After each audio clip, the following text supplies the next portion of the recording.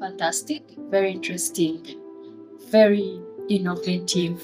I think very participatory in nature, where we have been able to share different learning that we have gone through during the whole technical assistance time, trying to teach other cities and also share knowledge of the experience of Hawassa, the process that we have taken in terms of CWIS planning, straight from what we did in terms of market assessments, in terms of understanding the sanitation situation for Hawassa, how we moved them to start prioritizing sanitation, but also identifying priorities that actually can make improvement in Hawassa, but also showing them different kind of scenario modeling so that it helps them make the right decisions in their investments, and also to the level of actually having strategic plans in place.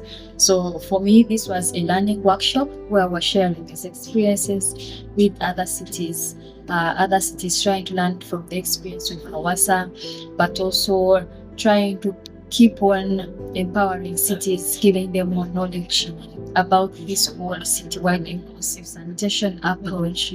What can they do?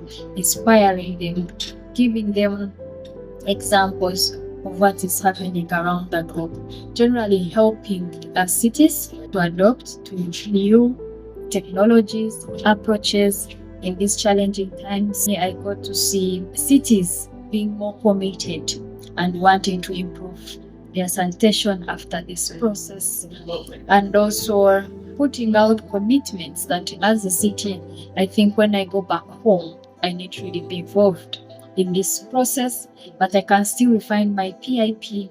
I can still talk to more stakeholders.